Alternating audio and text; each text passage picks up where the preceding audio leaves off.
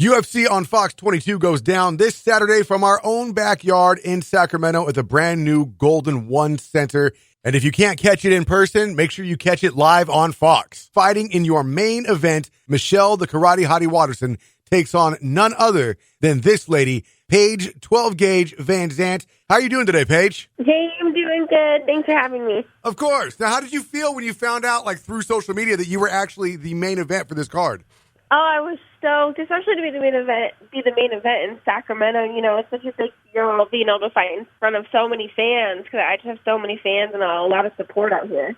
Obviously, you train with Uriah. How does he feel being his last fight and you taking the reins? I know. You know, we don't really talk about that. It's his last fight. It's kind of something that it's just like any other fight camp. He's going to go in there and get a win, and especially in front of Sacramento, you know, he's the California kid. So this is perfect last fight. Do you feel kind of weird like you're taking his thunder? No, oh gosh, no, not at all. This is definitely his town, and you know, he's so supportive. He's really created me and my whole career, and he's been so influential to myself. And then we have two other fighters on the card from our gym, and from our team. So he's the one who's created them too. So it's the perfect way for him to go out with three people that he's helped shape on the card with him as well. Now, how does the future of Team Alpha Male look with Uriah? Is he still going to be around coaching, still obviously running, you know, the gym, or is this kind of turning over to some of the other guys? No, Uriah's always kind of helped out and been around as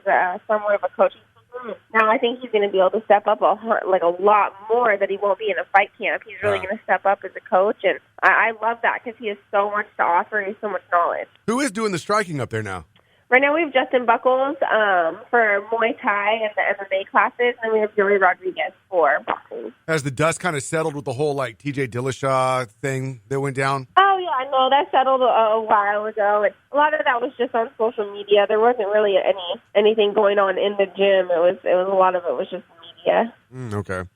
So at the time of your last fight, when you fought Beck Rawlings, there was these big rumors that you were supposed to appear at a WWE event. I think it was SummerSlam at the time. And at the time, of course, you adamantly denied it. You were staying focused on your fight.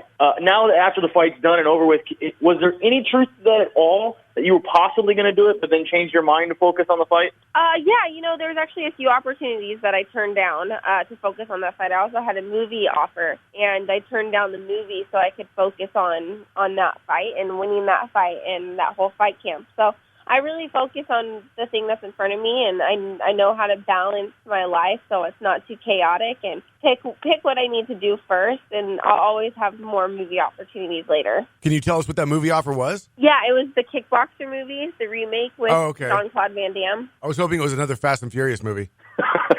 Oh, yeah.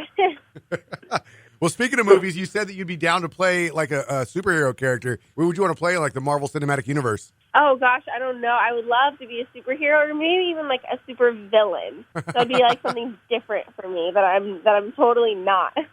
Well, is there anybody you read or have seen that you like or you identify with? Oh, gosh, I don't know. I haven't looked that much into it, but I definitely think that would be awesome, being a part of Marvel.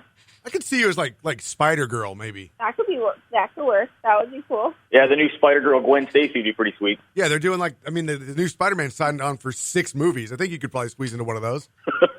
I'm sure I could find some time to make that work. So Felice Herrig has been recently calling with a rematch. Obviously, she said she was in a poor mental state when she fought you. She wasn't quite focused. Would you want to give someone a rematch like Felice Herrig, even though you dominated that entire fight? You know, she's kind of below you in the rankings now, and you're on your way back up. Would still be something that would interest in you?